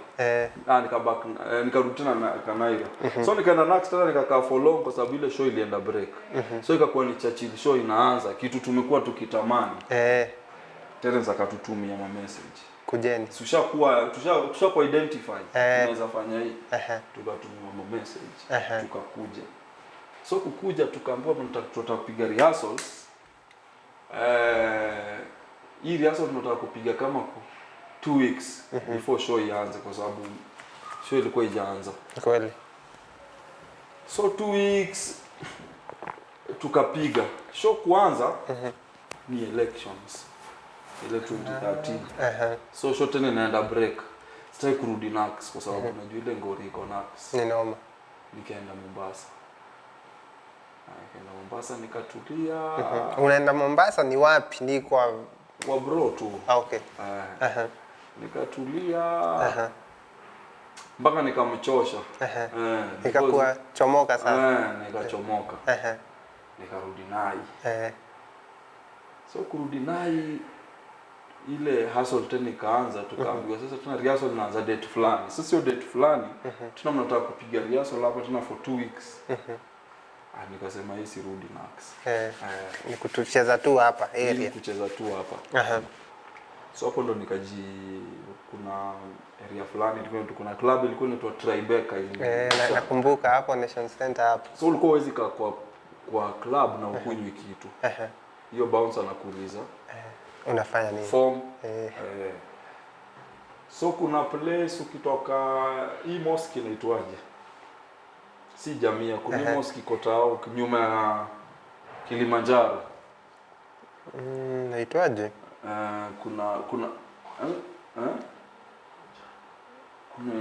Jamia Mall ama hii mall inaitwa Jamia? Inaitwa Jamia. Sawa. So hapo ndo tukakutana na madam fulani usiku.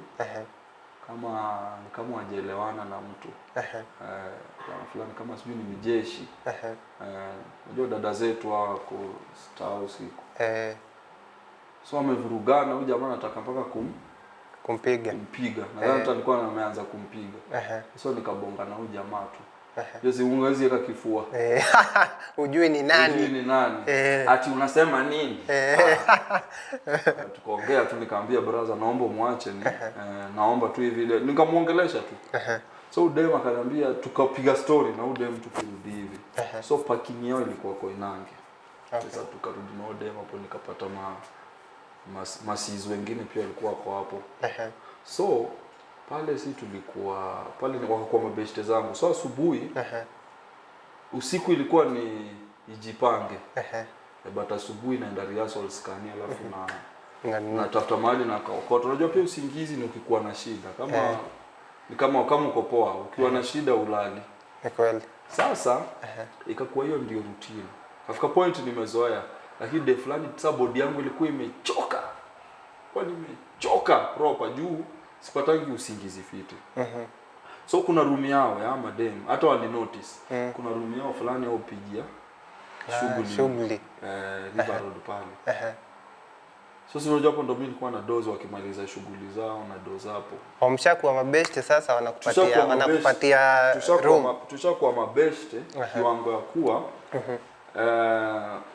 ushasikia wale majama demu ingia na kwa room alafu kuna mamboe haziko chini ya kitanda. Asio shughuli tumepiga sana. Sasa tuko hapo chini ya kitanda ukiingia sasa si ndio tunachukua. Tunatoa. Street ni ngumu. Maisha ni hard. Street ni ngumu sana. So mechire inapigwa rea hapo hivyo lakini wewe unasikia shangwe tu wewe. Wengine sasa tu unapata ni fegi tu ndio iko. Fegi nusu, nyongi. So tukakaa hapo mpaka time fulani nikianza nikapewa platform, nikamwambia leo nimepewa show. So one thing na huwa nasema kila siku, wale madem ama anything inafanyika kwa hii maisha ambayo tunaishi ina sababu. Usijudge mtu, usiwahi judge mtu. Kwa nini huyu ni kahaba? Kwa nini huyu ana bwana? Kwa nini huyu hajaoa? Kila kitu ina sababu yake. Wale mademu wana sababu kwa nini wako tao. Kuna mimi nilikuwa nasikia stories zao nyingi sana. Kwa nipatia ma story. Hata siku nilipewa show yangu ya kwanza Chachili show. Niliwachukulia wote complimentary. Na kuna mtu alikuwa anajua na lala nje that vile niliambia ofisi na creative director wawili tatu that manze mimi nimekuwa nikidozi nje na watu fulani walipewa complimentary haraka sana. Complimentary mtu pewa 2 kama una perform. But mimi nilipewa karibu 11. Wakapewa wote wakuja wakawatch show. Na walini yani ile ilikuwa ni family. Town jambo unaona alasi kuna vitu nyingi sana zinafanyika zenye watu wajui.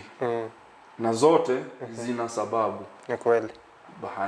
Behind it. Na utatokaje sasa hapo mtawachana sasa na wao juu sasa shughuli imeanza kujipa pale Churchill ama in fact hiyo ndio swali watu wengi waliuliza. But they were happy. Watu wanapitia vitu heavy sana pale town that kitu mzuri kifanyikia mtu wanashukuru. Hata isiponifanyikia ikifanyikia mtu wanashukuru. So kitu tunawachania pale si shughuli imeanza kujipa. Alafu kuna do fulani ilitoka hapo. Kipanda stage kuna do inatoka. But before niende hapo kuna mmoja alikuwa ameofa niende nikae na bro wake. Alikuwa shaniambia msanii sende uishi na bro wangu hivyo, ilikuwa ishapangwa.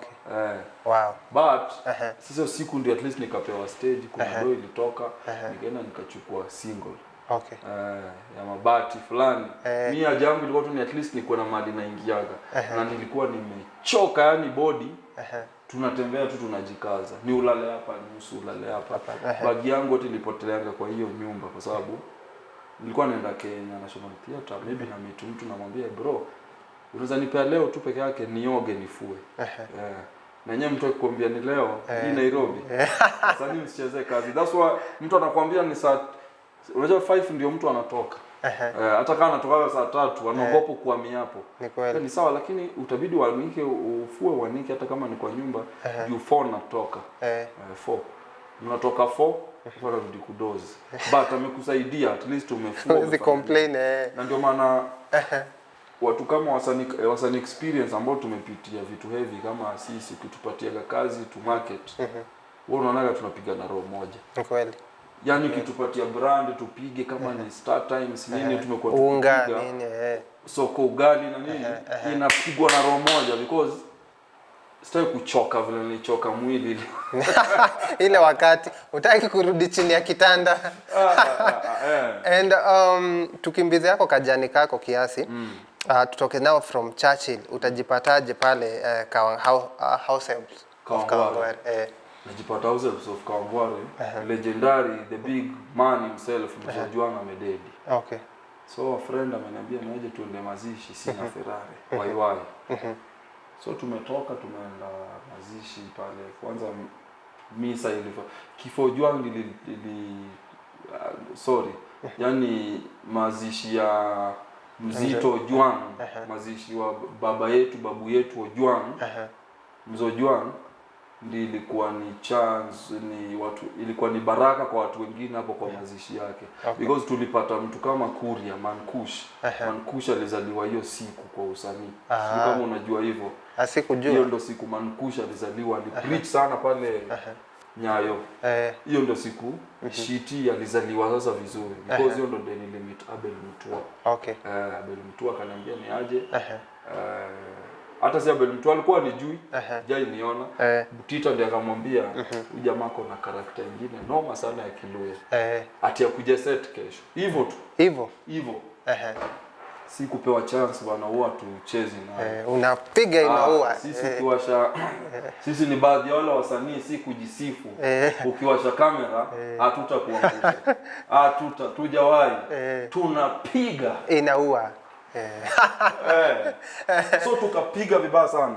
Nilikuwa nimepewa episode 5 ikazinyorosha. Episode ya 5 ilikuwa nilirudi Ocha, umati kaniitisha Umse arudi. So nikakaa nje, ndio ujue anytime kitu mbaya inafanyika kwa maisha yako, kama uko hai jua kuna kitu kubwa.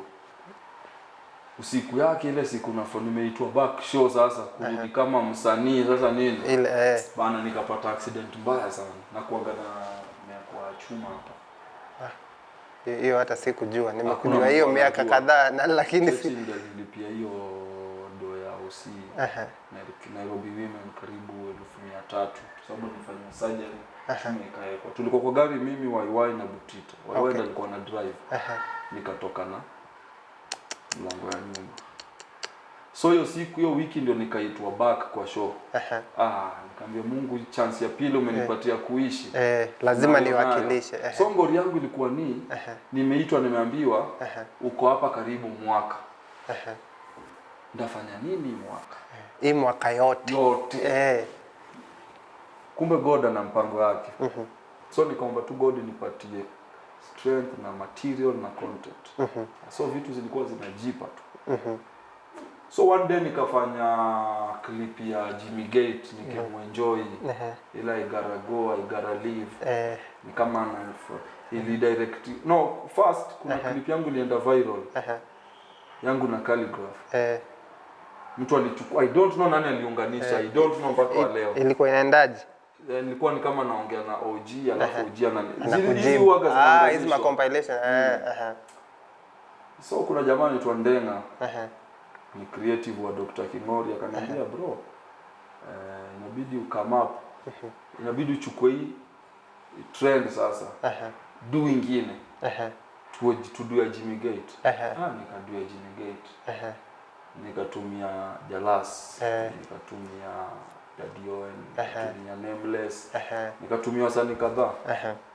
Bana niliamka, it was on a Tuesday. On a Wednesday niliamka Thursday kwa babysitter yangu. Bana nikapata natembea mtandao mbaya. Moto imewaka. Kutoka shoot hivi kwenda shoot asubuhi kushuka tao. Nikashukia hapo railways hapo kwa Rembo Shuttle. Ndio niende nishike gari sasa za kuenda Waidhaka kwa sababu shoot yetu ya House of Circle inafanywa Waidhaka. Hata umati imenitambua bana. Kusema kunaendaje? Inabidi nipande Uber man. Inabidi ni buy hood. Uber. Nilipanda Uber. Niliingia Uber mpaka shoot. Yani ilikuwa ni noma sana. Kama kuna watu washai trend na WhatsApp stories na nini, ni mimi na Njugush. Ni kweli, hiyo nao ni kweli. Mimi na Njugush ndio tushatembea na hiyo. Mimi niliona. Ndio kitu nilifanya. Huko kwa Waidhaka. Nilinunua wood. Ile ajini ile nafika hapa. Unaijua? Nikipiga kwa matri nika hivi baba. Hakuna mtu anakujua. Hakuna mtu anajua.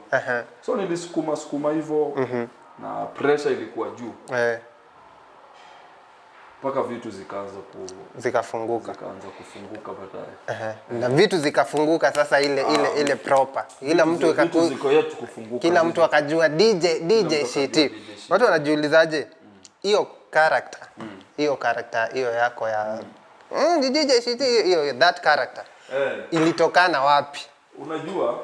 Ndio nimekuambia.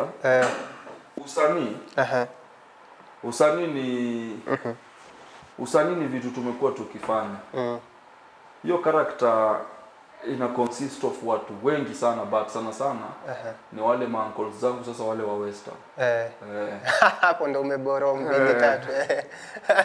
But about msanii labda ni watu nimegrow nikiona watu fulani. Yani hiyo character na consist of watu wengi sana. Si nimekwambia mimi mtaani nilikuwa na watu ambao funny characters sana. Ni kweli. And DJ Shiti sasa ni tuseme ni public figure, ni national figure. Household brand. Now I'm telling you, kitu moja na household brands, yeah? Kuna kitu haikosangi. Kwa mitandao watu hupiga, watu huchocha, watu huchoma. How do you deal with all this negative publicity na ama negative comments? Do you get them kwanza? Unazipatanga? Kwa kweli, most of negative comment ambao nishawahi nikiangalianga hizo account vizuri, hata kama ni Swedo account, naona tu ni mtu najua. Unaona ni msanii fulani. Tom. Si msanii. Mtu tu unajua. Mtu wa mtaani. Nikisema Tom watu wanaweza fikiria Tom daktari. Daktari ni boy wangu sana, mimi ndo nimemmentor. Nasema alikuwa House Helps of Kawangware. Mimi ndo nilimshika mkono huko. Mpaka wa leo anaulizia advice kwangu. So, ni joke tu. Lakini most of hata yeye nilimwambia kuna time ananiambia kuna negative energy anapata. Nikamwambia mafans hawananga shida. Sasa nimekuambia experience ni poa. Ni kweli. Kuna kitu kubwa kama experience. Experience ambayo niko nayo imenimake nikajua fans hawananga shida. Yes. Watu ambao wana shida ni watu fulani ambao walikuwa wanajua LC kitambo, na hawa watu walishindwa kufanya kupiga, walishindwa kuna chance walikuwa nayo. Kuna wasanii pia mmekuwa nao kwa industry wakarudi wakastuck. So akishakuwa stuck anamalizia hii machungu yake nani? LC. For example, leo nimeona msanii amepost pahali akasema kiki za Kenya haziwezi enda pahali. Akaanza akasema Bahati ameanza kuvuta bangi. Willy Paul anasukuma ngoma zake na script za DJ Shiti. Alienda kwa nani? Ringtone ni umama tu sijui nini na nini. But mimi nilimjibu hapo nikamwambia juu nilitagiwa. Msanii hata simfollow. Nikamwambia they are better kukushinda wewe mwenye unaongea tu.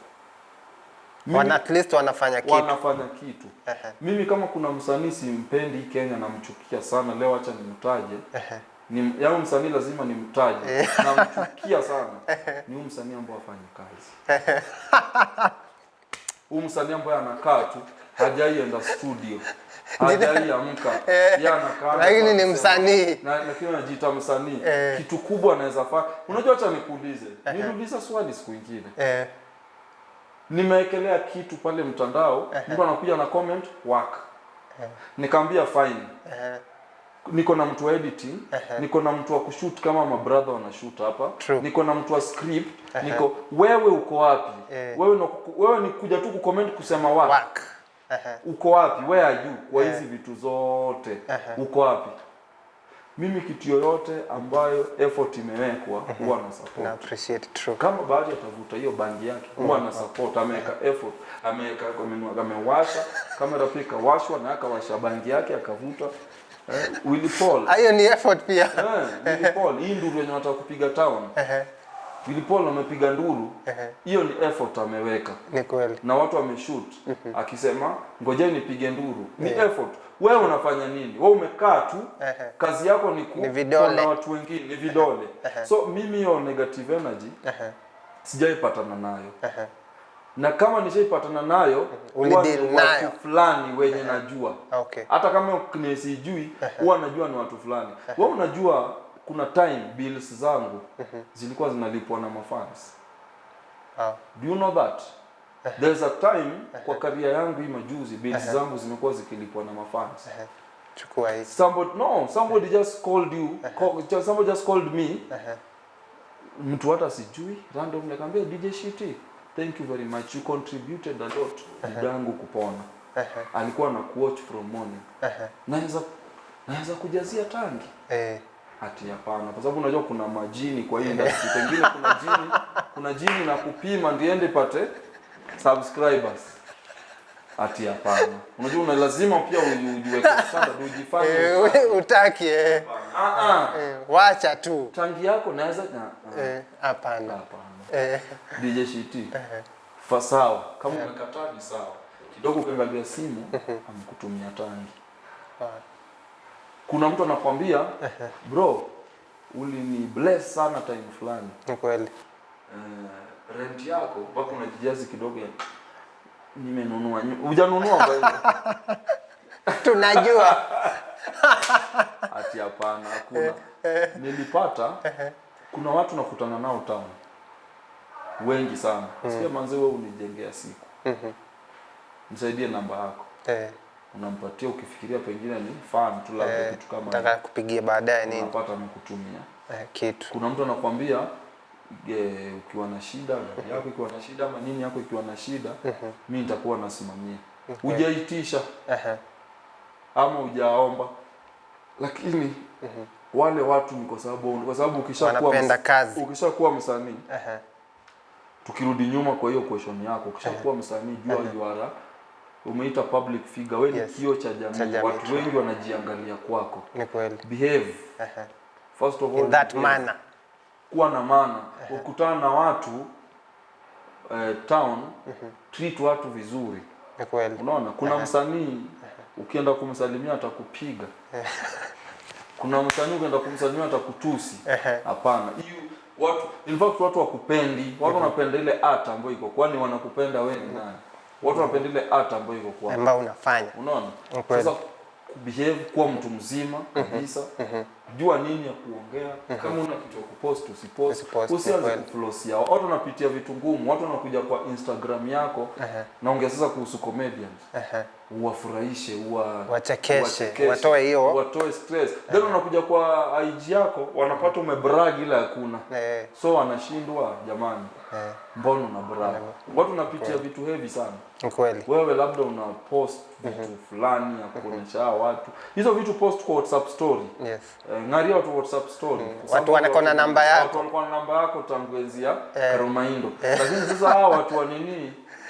Wachana nao. Watu wa IG. Wachana nao. Msanisa zingine ana beef na mwenzake anaweka kwa IG. Kwa watu, huyo mtu una beef naye labda hata kufollow, hata likublock.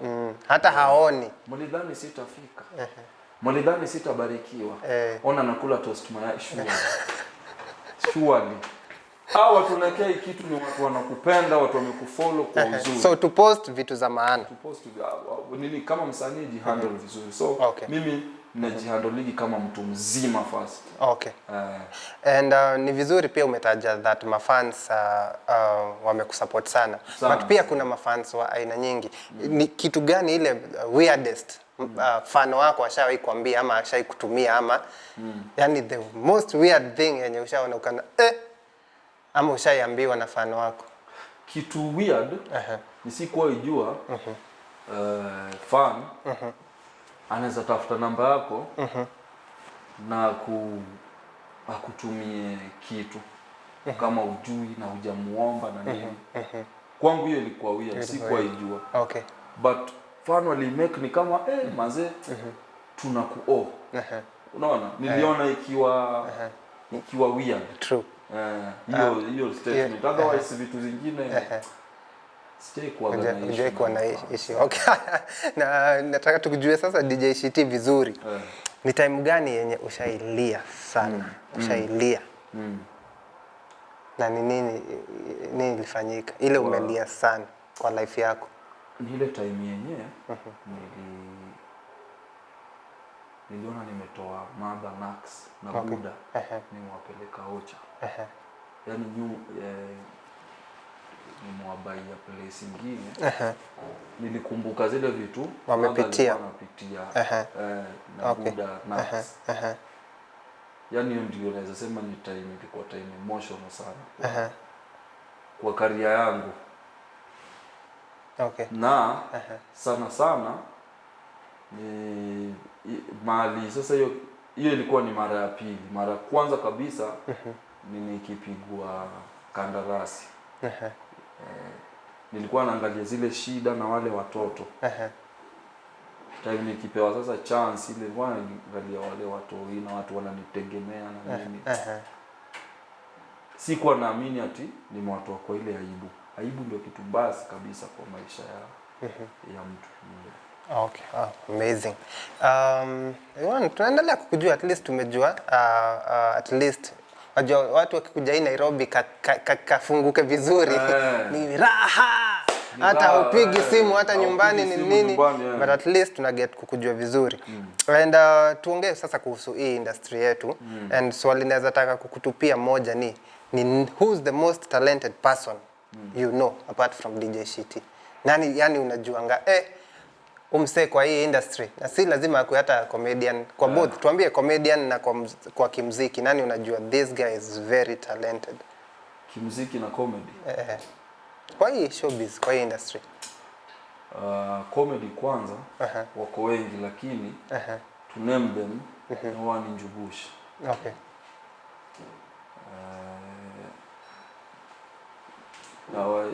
Ziko ni tofauti. Kama kwa comedy yake ile itakuwa ni Njugush. Na uandishi scripting Abel Mtua sijamuonea mwenzake. Music sijui sana.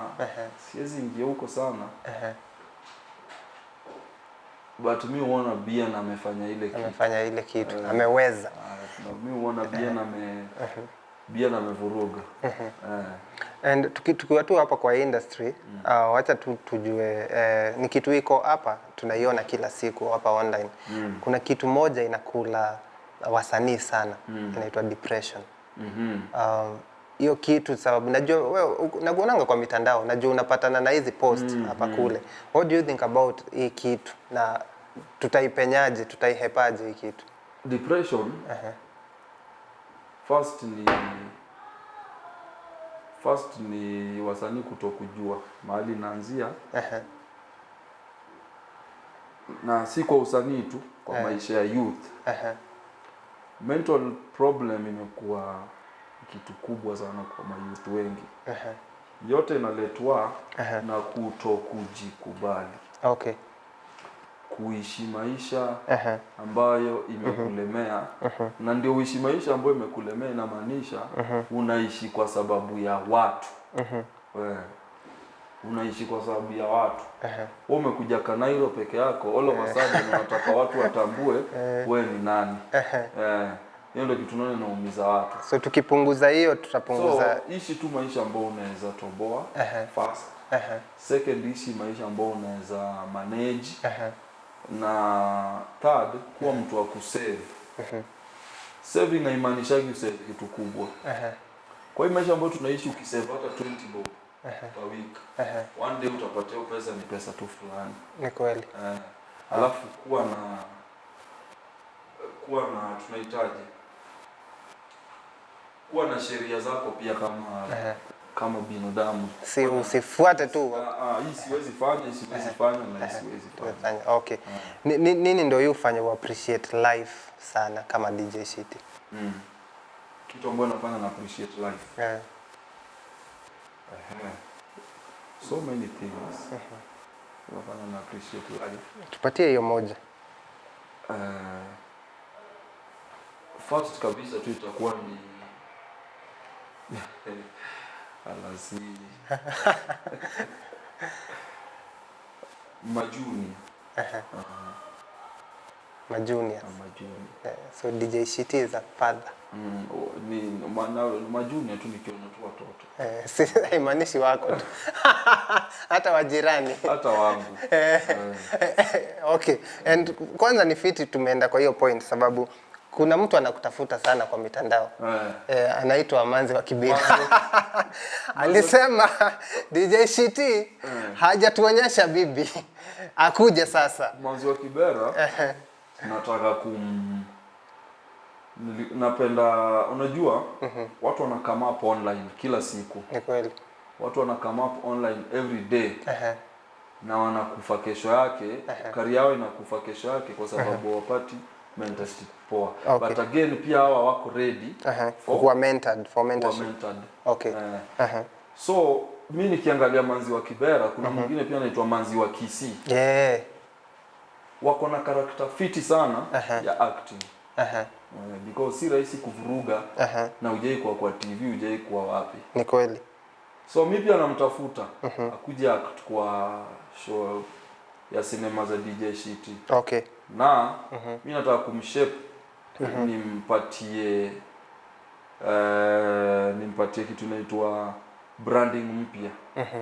Napenda sana kazi Eve Mungai anafanya pale mtandao na tuletea characters kila siku. Big up Eve Mungai. Big up Eve Mungai. Lakini sasa hawa characters unaleta wengine wao ni wajuaji. So wana end up wamekuwa overnight stars. Leo una hit kabisa, kesho yake hatutaki kupanda matatu. Wewe ni nani utaki kupanda matatu? Ukiitwa hata shoot utaki kupanda matatu. But unaona for example Manzi wa Kibera. Na nani? Umeita nani? Manzi wa Kisii. Yes. Actually Manzi wa Kisii nishaime DM vile nilimwona hapo, nikamwambia unapiga kazi poa, Kenya unahitaji kufanya sasa ni kusafisha. Unajua Eve hizi wazuia because ni online na wanajifungua. But wanafaa kusafisha. Mtu kama Manzi wa Kibera anaweza, ule ni character mfiti sana. Ule nikimpata naweza chonga vizuri sana kuwe actress moja mdedli sana. Ni mtu, ni wanahitaji mentorship, wajue market ikoje na nini na nini corporate inataka, nini corporate haitaki. Okay. Hizo ndio baadhi ya vitu tu nadhani wanahitaji kuchongwa vizuri. Pia nakutafuta Manzi wa Kibera. Njoo tufanye kazi. Tu work kwa sinema za DJ Shiti. Yes. Wewe ni actress mkali sana mwenye Hollywood ijawahi ona. Yes. So a mentorship pekee. Mentorship pekee. Mentorship tu ndo anahitaji. Yes. Kuna kitu nilisoma leo asubuhi kwa headlines. Wanaume wana boycott marriage. Hawataki kuoa. Hebu ingekuwa ni wewe, hiyo headline unaichukua vipi? Watu wafai kuboycott marriage. Kabisa. Mimi naongea kama baba ya msichana. Msichana wawili. Okay. Na ndume. Watu wafai kuboycott marriage. Hao dada zetu wataenda wapi? Boycott marriage. Watu wanafaa waoe na wakuwe na time. Watu waseme wana boycott marriage, watu waseme wenye wana boycott wanataka kutumia dada zetu. Okay. Ndio nasikia wanasema wana boycott. Otherwise hata ile propaganda tu wanaume ni kidogo. Mimi nadhani mimi ukiniuliza ni propaganda. Yes. Pengine hawa watu kuboycott ndio wameingia kwa hiyo ndogo. So mimi nilikuwa naomba sana vijana wanaume, ulizaliwa pia wewe zaa. Ulipata wazazi wako pia wewe, tafuta mtoto watu tulie naye. Okay.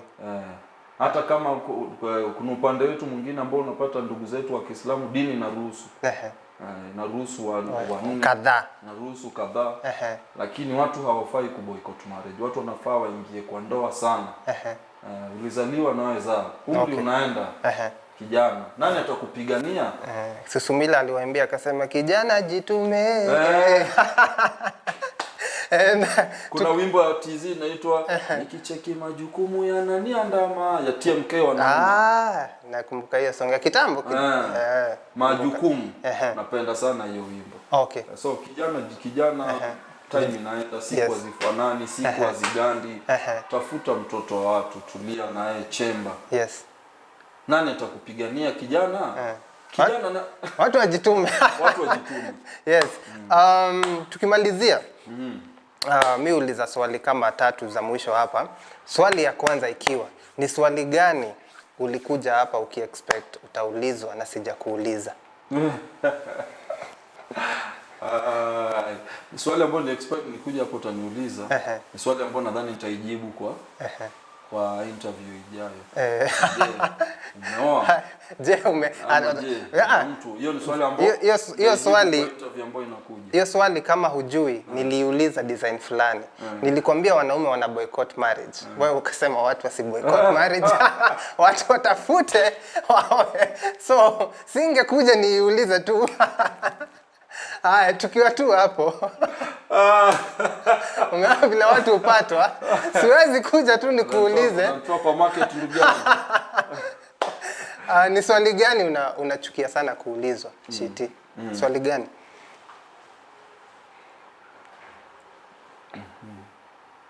Swali gani ile? Una mpango wa kando? Hiyo swali siitaki kweli. Haya. Sababu sisi tumekuuliza ni wewe umejiuliza. Tafadhali jijibu. Jamani, ni swali ambalo ningeomba nijibu wakati nitakuja interview ya pili kwa sababu nitarudi. So hutaki kujibu. Lakini umeacha watu wakijiuliza, je, DJ Shiti ana mpango wa kando? DJ Shiti ana mpango wa kando. Hiyo ni headline fiti.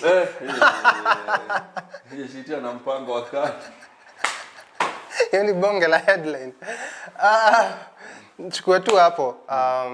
Show inaitwa Rekeshume Nene. Rekeshume Nene meaning from the horse's mouth. Wacha zitoke na wenyewe. Ni kitu gani ushaisikia ama ushaisoma kuhusu DJ Shiti ikakuudhi na ukajua ni uongo, ukasema ile siku utapata chance utasema ukweli yako? Vitu ambavyo nishaisoma kunihusu, kuna gazeti fulani walinioji through the phone na sasa kumbe walitaka wakuwe different. Waliandika vitu mbili au waliandika moja. Kikianza na gazeti mbaya sana. Waliandika, unajua, acha nikwambie, duniani tunaishi na siku moja tutakufa. Hakuna mtu anaishi milele. Na kama kitu hajafanyika tusikimbilie kusema imefanyika. Unaona?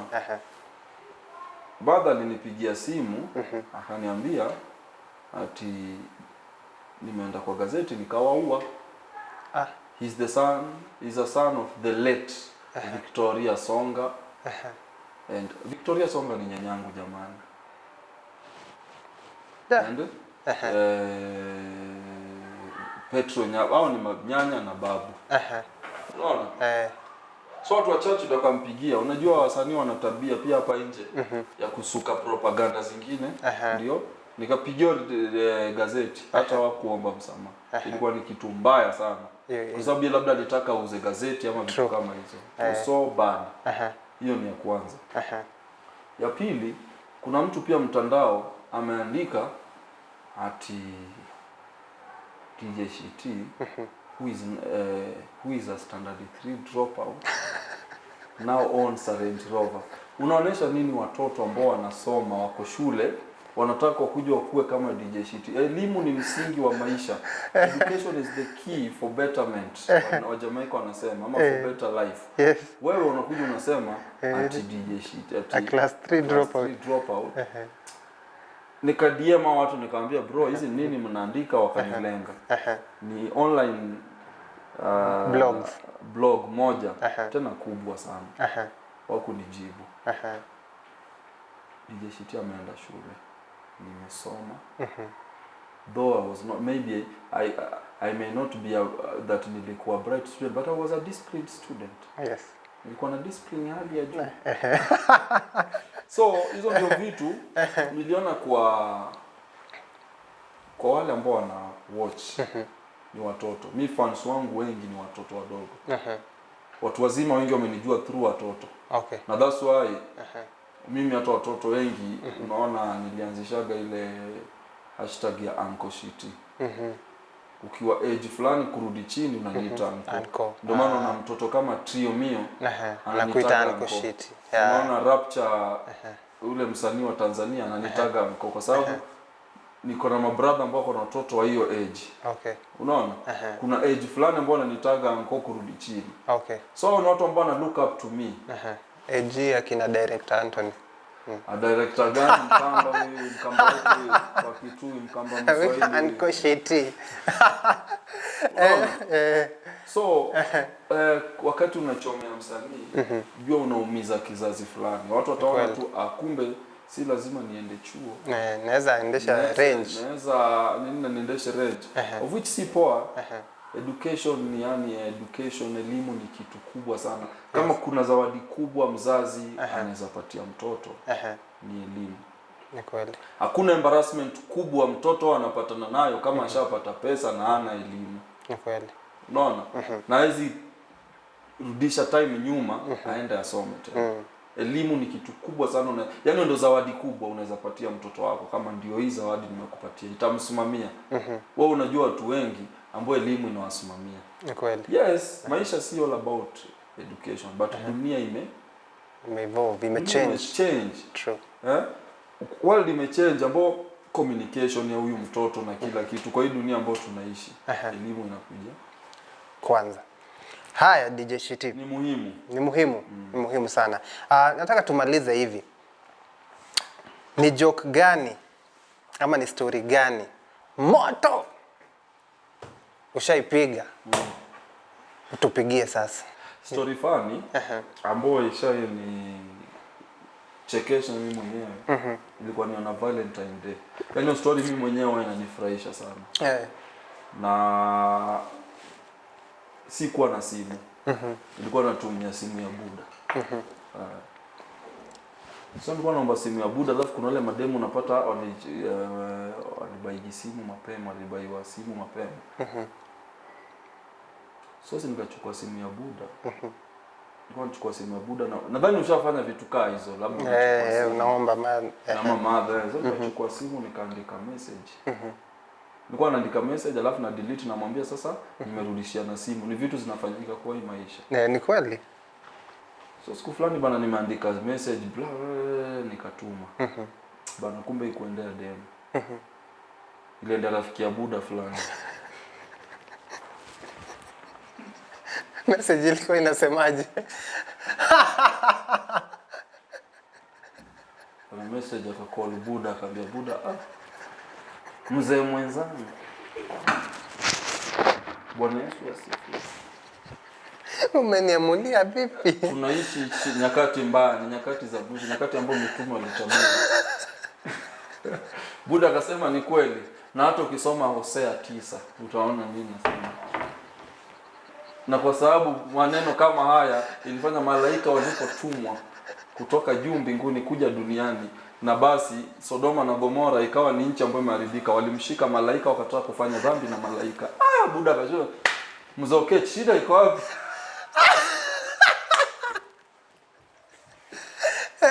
Ndugu yangu kuna message naona hapa na sielewi. I wish I could hold you tight. Squeeze you in my arms.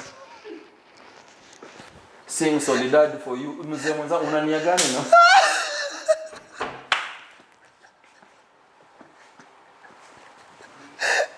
Ni nyakati ambazo zilitabiriwa. So ndio Buda akamwambia ni kijana alikuwa na simu, alikuwa na nikachukua simu nikamwambia pole, nilikuwa naandikia girlfriend yangu. Yaani hiyo story. Malaki 8 inasemaje? Ni nyakati za mwisho. Nyakati mbaya, nyakati ambazo nazifananisha na za Sodoma na Gomora, wakati malaika alishuka, malaika wa kiume, na wakataka kumshika na nguvu ndugu yangu. Alishangaa Buda tena story ya constipation. Constipation jamani. Man.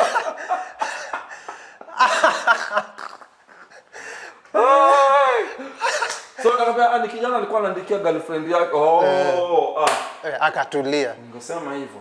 Unajua Obama amekuwa juzi huko. Sasa pengine I don't know. Noma sana. And this has been Rekeshume Nene East African edition. DJ Shiti alikuwa tupikie omena. So omena kitu nafanyika ni nyinyi mlileta omena ya supermarket. Ulitaka hii. Mimi nataka omena ile yenyewe ambayo inapikwa kwa nyalego pale kando. Yes. Tunaipika vipi? Tupatie hiyo. Anauza pale anapima kwa mkebe.